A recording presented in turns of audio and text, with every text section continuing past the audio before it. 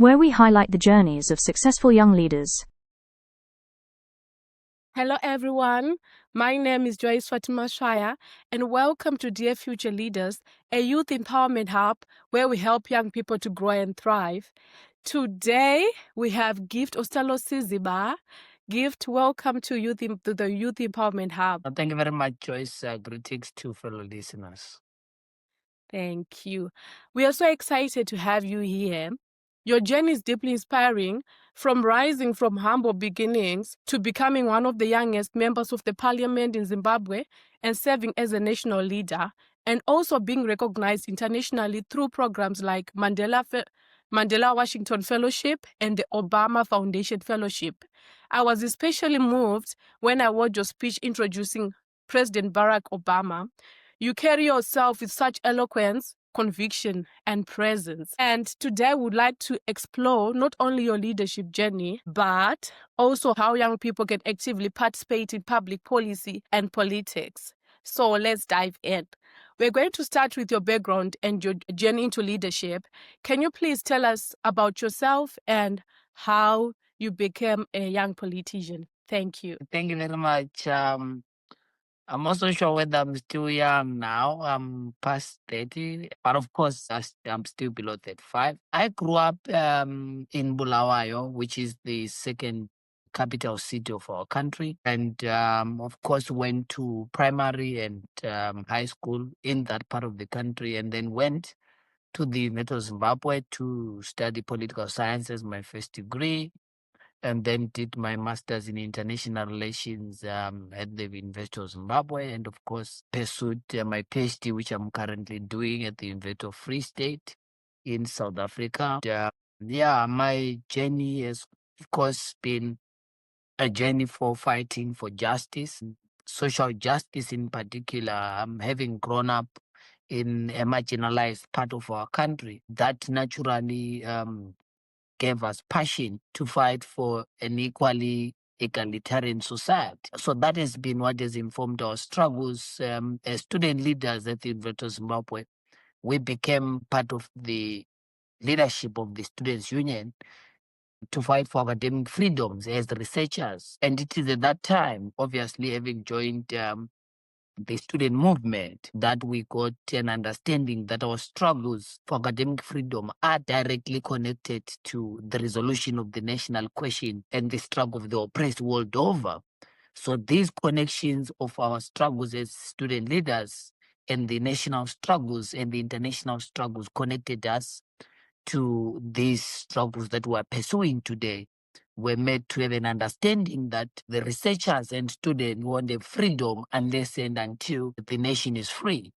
And the fact that the working people and the suffering and the oppressed world over face these similar struggles.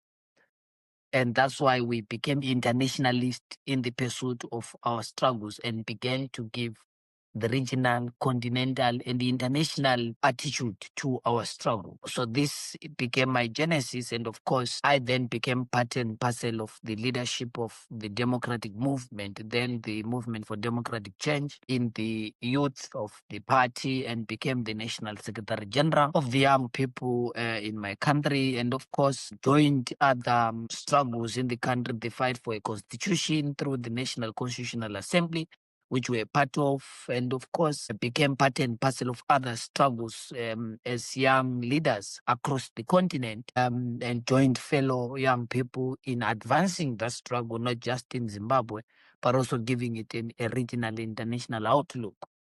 Then went into parliament in the last election, having won a constituency in Pelandaba, and of course served in the democratic movement as the national spokesperson, and doubled, of course, as the presidential spokesperson for the main opposition leader, Advocate Nelson Chamisa. So this, I think, briefly summarizes my journey from the City of Kings and to this very day.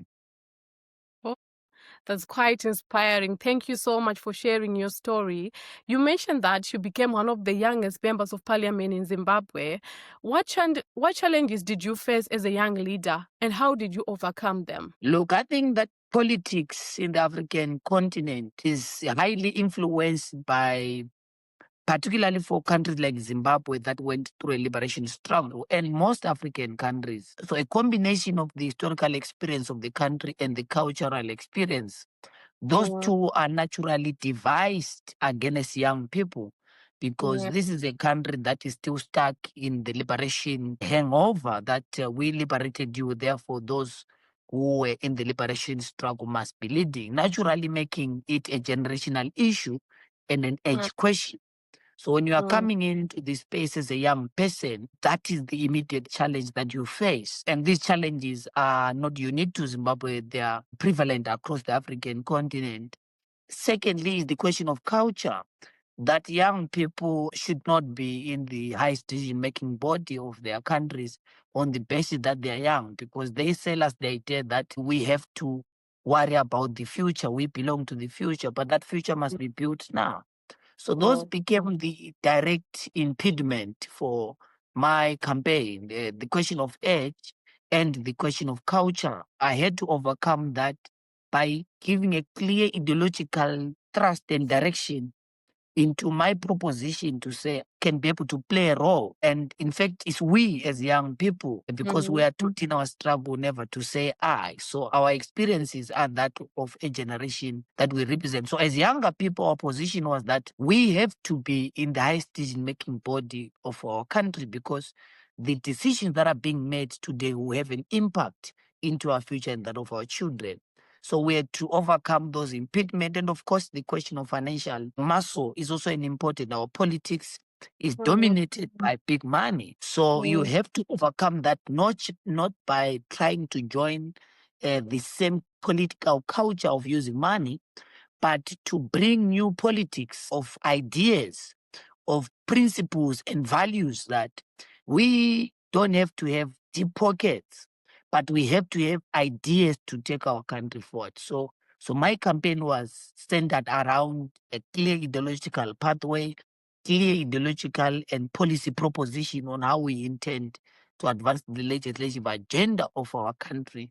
And it made people to begin to realize that young people can be able to do it. Wow, I agree with you so much. Many people, many young people, they see politics as a dirty game, and it is, like you said, it is dominated by older generations. So, as a former member of the parliament, what steps have you taken to engage meaningful youth participation despite these perceptions? Look, the first thing is that we started a show that we call the Tete a Tete, which is basically a conversation, a young person and a young person that I co-host with Comrade Lambo, fellow young person, which basically generates the conversation in the country, because being young is not enough. So we have to show that we've got the necessary ideas to be able to take our country forward. So the platform is basically to share knowledge, to inspire younger people, and to make them understand that, look, we have to participate in the political processes of our country. And secondly, we also ran a campaign called 1 Million Youth Campaign. So a part and parcel of that younger people was to organize, recruit, train, and prepare young people to be able to contest, not just into being members of parliament, but also to be in councils and run the cities. And I can tell you that the success of that program and stories that we had so many young people who went with us in parliament in 2023, many of them prominent young people, Honorable Johanna Mamombe, Honorable Dakutswa Ngadziwore, a lot of young people, in fact, we had more than 50 young people went into parliament. Secondly, we're able to influence the laws of our country to have a youth quota, which is basically 10 seats allocated to young people in the Parliament of Zimbabwe. And for the first time in 2023, we had the youth quota system, and young people came into Parliament through that system. Some of us, of course, contested, but we also had seats that were reserved for younger people, which political parties deployed.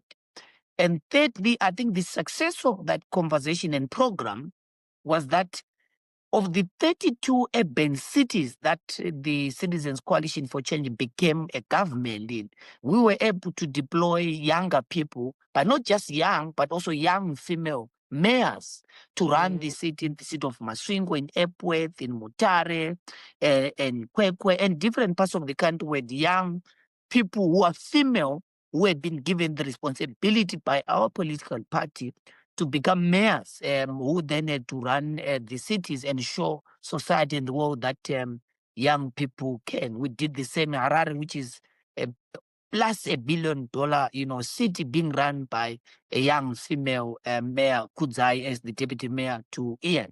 So to a greater extent, I think we did so much to help young people begin to imagine their role in participating in the politics. But also, lastly, we were also able to use the internet to bring the liberating effect to young people to begin to raise their voices, towards the campaign in 2023, because we ran a Twitter and Facebook campaign for young people to register to vote and for young people to raise their voices through the internet, because it brought in that liberating effect to our generation to begin to participate in the political affairs. So young people were able to hold those in government to account. We're able also to campaign for their fellow young people, to also organize support and solidarity for young people who are coming into political offices. So I think that to a greater extent, we succeeded. And of course, also to get young people into political positions of our organization. I was the national deputy spokesperson of the party, speaking on behalf of millions of people when I was around 29 years of age. So the introduction of younger people into the Chamisa presidential campaign was also part and parcel of the achievements of that call and campaign to say, let young people be involved. And we think that to a great extent, we're able to bring in young people, also young people of substance, because these were people who were trained, were educated, and who had the craft competence to influence the leadership agenda of our country. Wow, those are a lot of achievements. I would love to applaud you for doing great work. Maybe there is another young person who want to get into politics, but they didn't hear about the 1 million campaign that you did. What are the steps, practical steps that you can give someone from 18 to 30? How can they get involved in public policy or politics? Thank you. Thank you very much. I think that I'll propose the following step. Number one, I think that young people must begin to voice out. You must speak out of the challenges that your community faces, because politics to us is local. So it's not just about contributing to the national conversation, but also in your own locality, how are young people contributing to the challenges that their communities are facing. I come from Chabalala, and I continue to engage my people in the community, because it is them that can be able to deploy you either as a councillor or as a member of parliament or as a political party deployee. There's so many roles that people can play, not necessarily directly being elected, but also playing their role in political parties that are there in our country. So the first thing is that you have to raise your voice, be counted, contribute to the communities, be part and parcel of a community group, whether it is the residents association, whether it is the community pressure groups, where the concerns of the people are raised. That way you are nurtured and being built into a community leader, because our country needs people that are rooted directly in the struggles of the communities. Secondly, I think that if you want to take the journey of leadership, you have to prepare yourself in terms of your ideological and intellectual attitude and altitude, because that will then guide the political organization that you can belong to. I belong to the Democratic Alternative, which is the opposition in the country. And what informs someone to join us is because of the values. Must not be because they so and so in that political organization. We believe in democracy, we believe in justice, we believe in freedom, we believe in solidarity. So if these values align with your own individual values, then you can join the collective of the democratic opposition in Zimbabwe. If you believe that the values of the ruling party also associate and identify with your values, then you join them. Because it's important for young people to join political organizations, whether it's the ruling opposition or independent political enterprises. It's important to join political establishment, because you need to have a home. Our legal and political jurisprudence in the country recognizes political parties. So I educate and advise young people, once they decide to contest for political office, to join political parties, because if you're an independent candidate in the context of Zimbabwe, it might be difficult to be able to canvass and organize enough political capital for you to win. So you have to identify a party that identifies with your values, join it, become a member, and contribute there. And then you also have an opportunity to be built as a leader. Because in political parties, the concentration is not always about going into parliament or council, but also building leaders, ideological training, cadreship development. So I would advise those that want to pursue political offices to consider joining a political party of their choice. We have 32 of them in the country. Of course, 2 are dominant, but we have 32 parties registered in the laws of our country. So I'll challenge young people to belong in those establishments so that they're able to contribute in terms of the policy direction, the interventions that parties do, but also to grow and to be able to contribute to the development of our country. Thank you so much, Ostallos. You mentioned that you were selected to be the president of the student union at the University of Zimbabwe. Do you think that also helped you to climb the ladder in politics? Look, I think that the democratic movement was founded out of the efforts of the students and the working people of our country. So there are those that came from the workers' movement and those that came from the students' union. I, for one, came from the students' union. I can say without absolute doubt that the students' union becomes a breeding ground for leaders. That is the purpose of Zimbabwe National Students' Union, to build the next generation of leaders. The labor movement also does the same, the civic society and other progressive platforms. The church also does that in the context of the Zimbabwe Council of Churches, to breed and bring and nurture leaders for tomorrow. So I think that it is without doubt that the Students' Union, I became the president of the Students' Union. You get to interact with power, test it. I think that many people say that power is sweet. I can confirm it. Power is sweet. But the good thing about the Students' Union is that you are given a period that you must be a president for 1 year. Whether you are good or you are not good, when your term comes, you have to leave. So it taught me that, one, leaders must lead and leave a mark in the annals of history of the institutions that they are leading. I was able to leave a mark in the annals of the Students' Union. Secondly, I think that it teaches you that power comes and go. You don't want to be in office forever, even if you are brilliant. So that political culture is inculcated in you as a student, that you serve, lead, and live, because Africa is grappling with this problem of people who want to stay in power forever, who think that they are the know-it-all. So the Students' Union builds that culture in you, that you lead and live, but also it trains you to be able to speak to people, to speak to the concerns of the people, and of course to be able to articulate issues and to be able to research. So it played an important role in preparing us. And when we are where we are now, we don't become lazy politicians because we've been prepared for this task together with other institutions that were there, the ISO and other fellowships that we've been part and parcel of, that prepare us for this leadership journey. So yes, the Students' Union contributes to that together with other various platforms that leaders produce for. Oh, thank you so much. You talked about values, that as a young person, if you want to join a party, you need to join a party that aligns with your own values. What are the most important traits of a good politician? I think that I'm a social democrat who believe in the dominance of the 3 values: justice, freedom, and solidarity. I think that the first duty, Thomas Sankara raises something very fundamental. He says that a soldier without ideological orientation is a potential criminal. And I think that the words of Sankara speaks to us today, because if you want to serve the people, you must have a value system, an ideological standpoint. You can't be a leader if you're not clear in terms of your ideological posture, what do you stand for, because the struggles in communities. So if we're fighting for water, it's an ideological issue, because as center left, we say that water is a constitutional right. It must be provided to the people for free.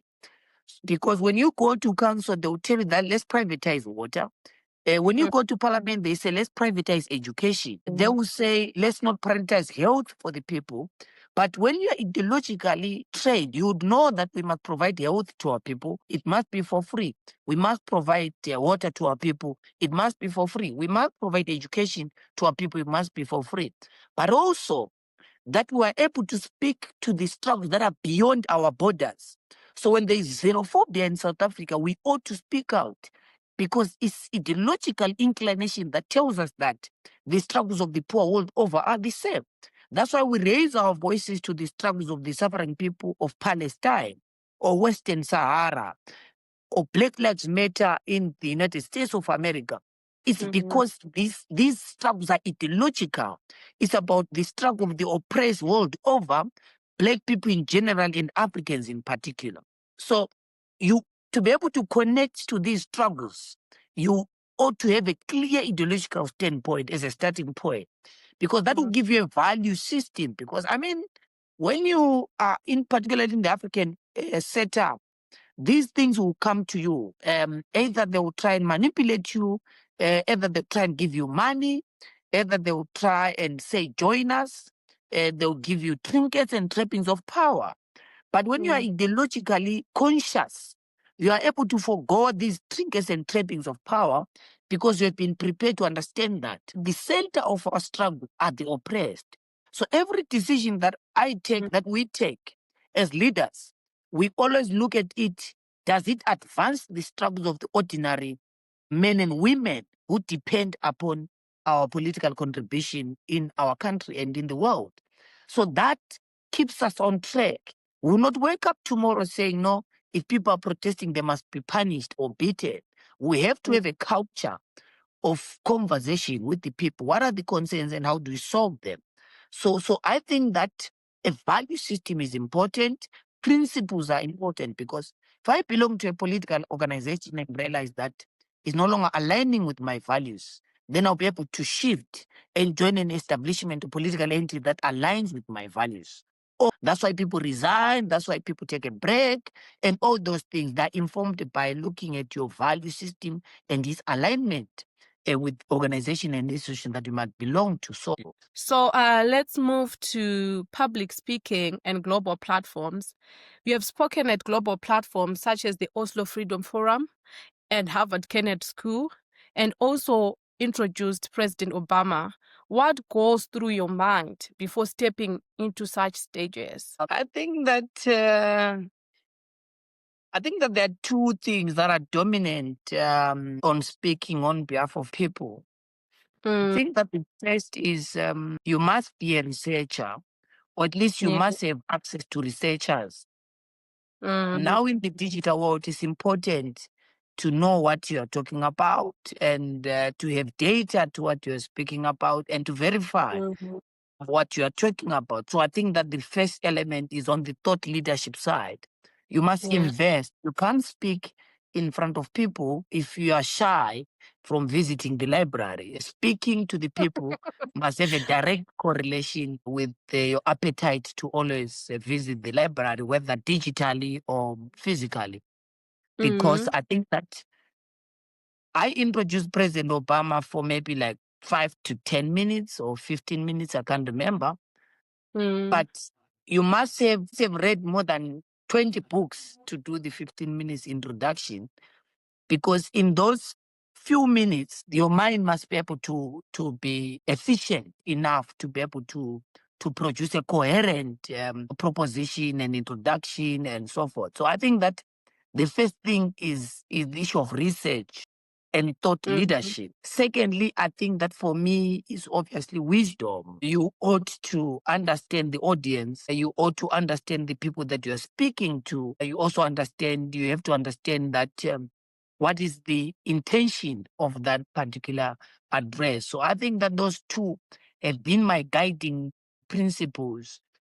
I always seek wisdom from different people, whether it's the elderly, those who have walked the journey before us, people who have led countries, people who have led business institutions. So each opportunity that I get to speak, whether it's to Dr. Stride Masiwa, my intention there is always to get wisdom from someone who's a billionaire, because that will inform me when I speak to different audiences in different parts of the world. So seeking knowledge, seeking understanding, those are things that will then give you confidence to speak in front of crowds, because what makes people shy when they are in front of crowds is because maybe they have a cramped speech, or you don't want to speak from the heart and from the mind. But I think that you must speak from the heart and you must speak from the mind. That will make it easier for you not to stammer. That will make it easier for you not to begin to shy, So because you must have confidence in what you're doing. As a leader, I challenge young people to continue to read and to practice. I mean, I did not start by addressing in an international platform in New York. I started by addressing my community members, 13 of us, and there I would stammer, I would correct it, try to address a provincial meeting, in my city. I'll correct where I am and go to the next stage until you're able to speak to an international audience. It all starts in your own community, and people must practice. I mean, I don't think you can speak in front of people if you are not prepared to practice. Whether you are speaking to your sister or your brother or your mother or your father or your uncle at home, dress appropriately, like how you are going to be dressed, because that will allow you to have comfort. I mean, you can't address wearing an uncomfortable dress or, a suit. So you have to make sure that you dress comfortably. You have to make sure that you prepare, for years. I mean, I don't think that you get prepared for those 1 week where you are given a specific speech, but I think that it must be a continuous process of learning and unlearning. I listen to speeches given by different people in different parts of the world to learn how they address the crowds and how they deal with issues of anxiety and all those. Then they prepare you. I don't think there is a shy person. It's only that someone will not have prepared enough to speak to that audience, because the first time you do it, you obviously have problems, but practice makes perfect. So that's how you learn, and eventually, when you make it to this different regional, international platform, you're already prepared as a young speaker. And the world, I mean, is waiting for young people in these international spaces to come and speak and give the perspective of the major demographic group in the world. We are the major demographic group in the African continent. And therefore, many of the leaders, whether it's in the African Union, whether it's in SADC and different regional bodies, whether it's the World Bank, the IMF, they're looking for young people to come and share the perspective of young people, whether in environment, whether you are an activist, whether in political spaces, whether in academic. You ought to be able to occupy spaces and speak on behalf of your generation. Thank you so much for your advice. Now we can move to fellowship and global recognition. You have been selected for prestigious programs like the Mandela Washington Fellowship and the Obama Foundation Fellowship. What strategies made your application stand out? I think that to be part and parcel of such fellowships that brings together young leaders from across the world, you must be authentic. Nothing beat authenticity. People are not looking for someone who says some fictitious stories. It's important to talk about your challenges, but we must see that this is real. This is not some fake AI developed story to look for sympathy. The world is not giving anyone sympathy. It's trying to look at how probably your challenge as a young person did not stop you from getting into other spaces and persevering. That's the purpose. You don't have to look for pity. I was not looking for pity when I was applying for the Obama Foundation. I was very clear that despite having grown to a gardener, I have objectives and intentions, and that as a generation, we have to make it to the appointment with the future. And our background does not stop us from achieving that. So the world is not looking to give us pity as young people and as Africans. The world is looking for bold and decisive leadership. So I was able to demonstrate that I have clarity of where I'm going, whether or not I get the fellowship. I've got an appointment with the future, and that's where we're going. And we intend to make sure that we develop our skills So that's what I was looking for in the fellowship, to develop my skills, to network with other young people. So I was very clear in terms of my intentions and objectives, and my key ask to the fellowship facilitators, that I'm looking to network with other young people, because my struggles in Zimbabwe are not limited to our borders. I have to connect with younger people from different parts of the world so that I learn from them, I share my experience with them. And the fellowship offers precisely that. And of course, to share that I have to develop my skills as a thought leader, as a researcher, and as a political practitioner.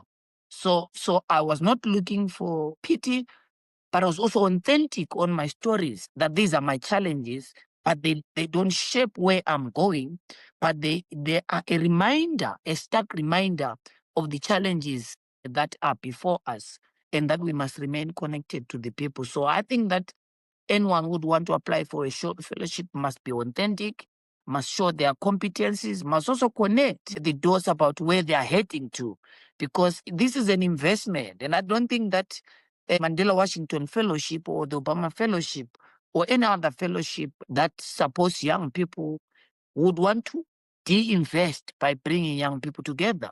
It must be an investment into the future of their countries, investment into their communities, investment into growth of society world over.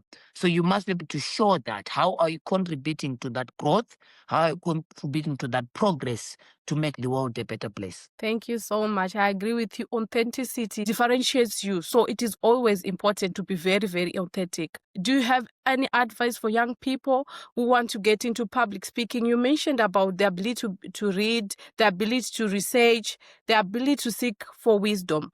My advice to them is that prepare yourselves.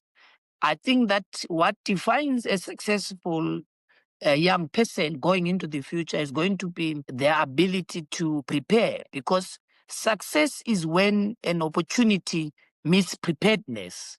An opportunity will come, but if you are not prepared, you're not going to record success.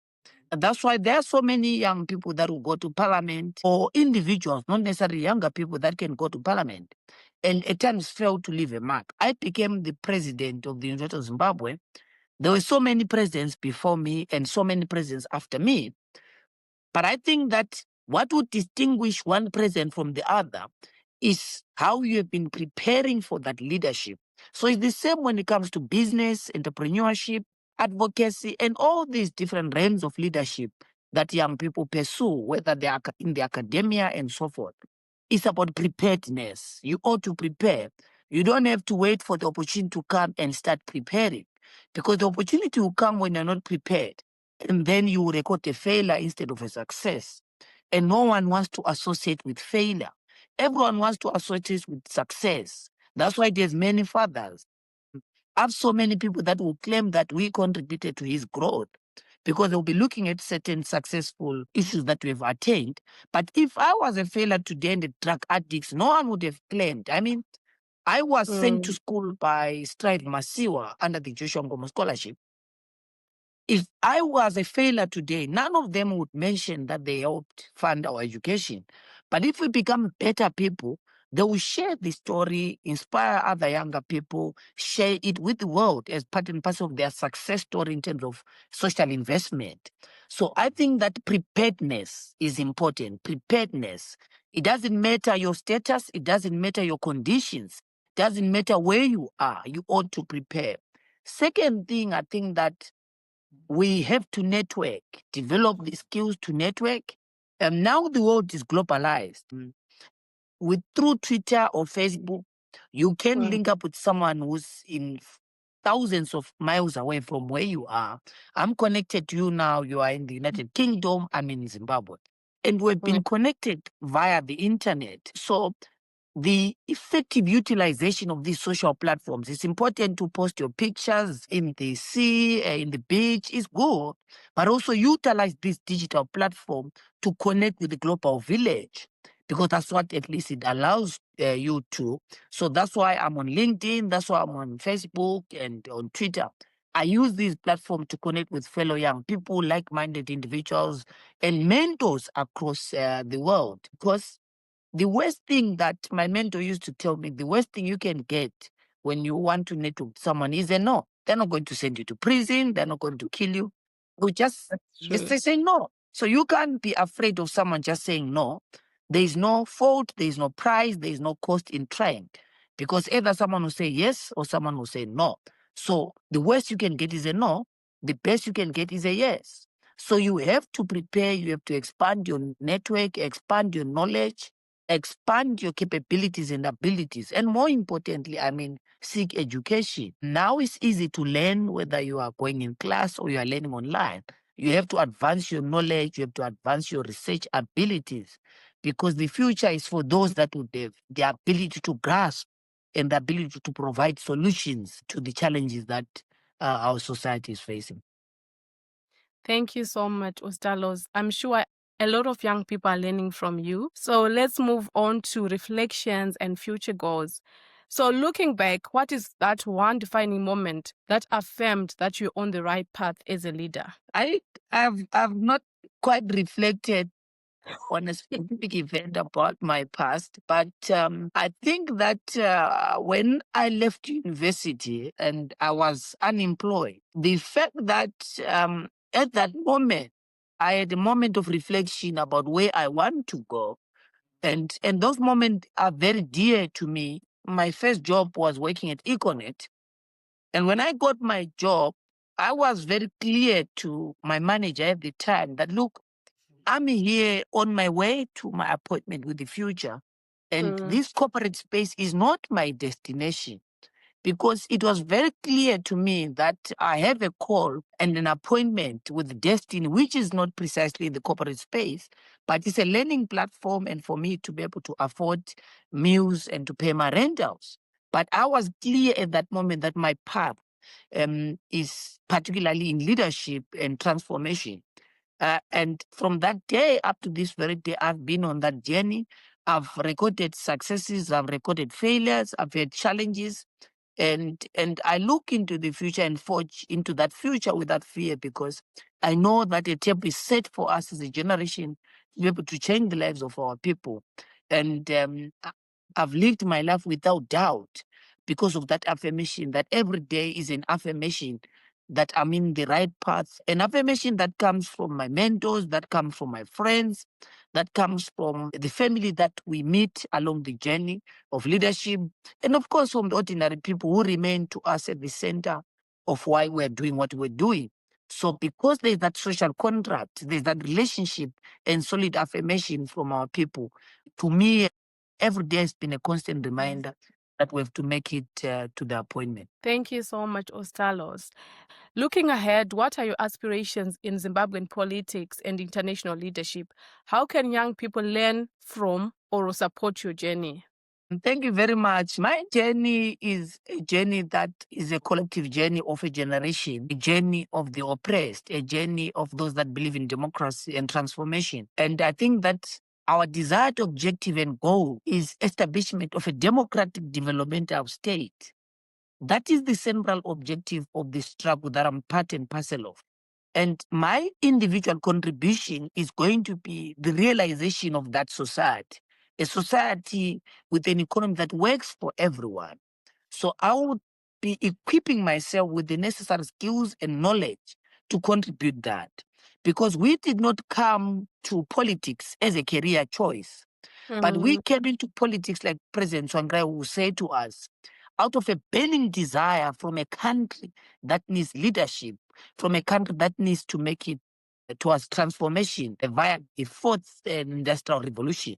So my contribution is going to be around that fight, around that desired strategic objective of the democratic opposition and alternative politics in my country. Where I'll be stationed depends from one position to another. And for us, it's not the preoccupation in terms of whether I'm going to be a minister, whether I'm going to be a member of parliament, whether I'm going to be a vice president, and so forth. Our preoccupation is that how do we become parcel of these victorious forces that are being changed to our country? Whatever way we contribute, whether we are secretaries in that platform, whether we are members, as long as we are contributing to that cause, That's how I project myself going into the future. That when we become triumphant at the end of the day, we must be part and parcel of the people that are counted to have contributed to the journey of democracy in our country. And that gives me satisfaction. And at that moment, of course, I'll be able to then retire and return back into academia and begin to contribute to the theoretical work in our country and the imagination process through academic work. So that's how I see myself in the next 15, 20 years, having served in the public arena, go back to the academia and contribute to the theoretical foundations of the work that we're doing now, having had some experience from being a political practitioner. So that's how I see myself and my contributions to the body politic of our country. Thank you so much. So how can young people, maybe in Zimbabwe or the world over or in the region, support your journey? I think that solidarity is important. Many times, the struggle that we are engaging is a struggle that requires so much sacrifice. We sacrifice a lot in this struggle, including our lives. So I think that the support and solidarity from fellow young people in our country, in the region, and internationally is the solidarity with not just myself as an individual, but the support of the democratic processes in our country. The support of the democratic processes in Zimbabwe, for me, is crucial through acts of solidarity. You know, when this struggle also invites arrests, torture, I was arrested and tortured myself during my political activism. What kept me going in the maximum prison of our country was that I knew that there are people who are demanding my freedom from different parts of the world. That gives you courage. That always your conviction. That gives you the necessary determination and the strength to continue doing that. You are doing the right thing. You know, at times you might not necessarily need people to do anything, but to just give you the affirmation that you are doing the correct thing. Even if that costs me my life, I'm doing it because at the end of the day, society is going to know that we did our best. Today, we talk about Nelson Mandela, we talk about Martin Luther King, we talk about Mahatma Gandhi, and we talk about Thomas Sankara, we talk about, different leaders in the world and in our own countries. We do so because they dared to speak and stand on behalf of the people.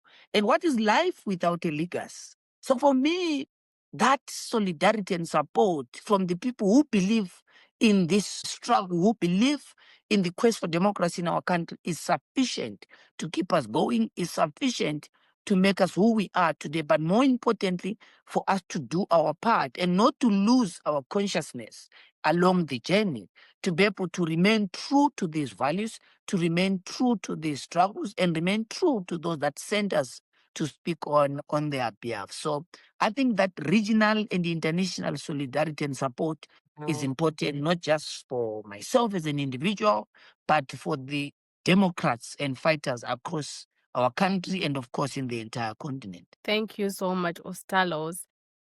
What do you think is the most important mindset shift young Africans need to embrace to lead effectively in politics and public service today? I think that Africa must realize that no one is coming to save us. Africa must stop this dependency syndrome. We have to begin to focus within our continent. I think that Africans must begin to understand what Kwame Nkrumah was talking about when he was talking about African Renaissance, as re-emphasized by Thabo Mbeki in South Africa. I think that we need to begin to understand that as Africans, the destination of Africa and its destiny is in the hands of Africans. It can't be in the hands of the Paris Club of Lenders. It can't be in the hands of the Bretton Woods institutions economically. We can't think that we're going to develop the continent by continuing to borrow. That's why we are stuck in trillion-dollar debt, trillions of dollars of debt that the continent faces. We continue to ask for medicines from the West or from the East. Africa has to develop itself from within. This is what China did. This is what Singapore, the Asian tigers, Taiwan, Japan, they were focusing inwards. We have to focus on the following things. One, we have to value beneficiate our own mineral resources. And we have to make sure that as a continent, we also begin to understand that these borders that we have were artificially created by the Berlin Conference. So Africa must stop this self-hate against our own Africans. People who decide to chase away a fellow African in their own country than chasing away a white person because they believe that my own African is a problem. So we have to stop this hate, this xenophobic hate, because I hate my fellow sister because I see myself in them. So we have to begin to build a culture of love and solidarity across from Cape to Cairo. We have to begin to build African solidarity and love. Thirdly, I think that we have to begin to build regional blocks in the continent. We have to begin to benefit from our own resources, but also to have special economic zones. Which countries produces this and which countries produces that, so that we're able to benefit from the diamond in Botswana, from the oil in Angola, from the diamond in the Democratic Republic of Congo, and the gold in Zimbabwe. So we have to begin to look at this regional integration conversation to rescue the African continent. So the summary of my contribution is that let's not think national, let's think continental. As a generation, let's not look at the problems independently of the problems in the Democratic Republic of Congo or the problems in Ethiopia. So when people are killing each other in Gaza, it must concern me as an African. When people are killing each other in Ethiopia or killing each other in West Africa, it must concern me because that peace in West Africa has an impact in the peace that we are seeking in the other parts of the continent. So we must think regional, we must think continental, so that we're able to rescue the continent. We have to build our continent, we have to benefit from the resources, and more importantly, I think that we have to build merit-based leadership. Our continent needs people with the necessary skills and craft competence to take our continent forward. People who make us go back to the days of Jomo Kenyatta, days of Samora Machel, days of all these African leaders who gave Africa independence. Now the task in our hands, going beyond political independence and bringing economic emancipation to Africans who are living without water, who are living without access to health and access to education. So to do that, we have to understand that we then need leaders. Every generation has its own leadership. So young people that are prepared to be counted, to be part and parcel of those that are going to rescue the continent, who are going to understand that they have to go into leadership, not to serve themselves, but to serve their communities. People are going to choose clean water over champagne, because that is the current problem, where people who are choosing champagne instead of clean water for our people. So we have to make sure that we have responsible leadership, people that lead with merit, that lead with a conscience, people that lead with an understanding that at the end of the day, the struggle must be helping the ordinary average African to live a life better than the dogs of the rich. Yeah, I agree with you. I was also shocked to learn that trade within Europe is 61%, while its trade within Africa is 6%. That's so worrying, honestly. But like you mentioned, it is also important for us as young people to teach other young people that the challenges that they face today is always linked to the political question of that particular day. Thank you so much, Ostallos. It was really good to speak to you. We have learned a lot as young people, as young leaders. Thank you so much. Thank you very much, Joyce. Have a great one. Thanks for watching Dear Future Leaders channel. Don't forget to like, comment and share.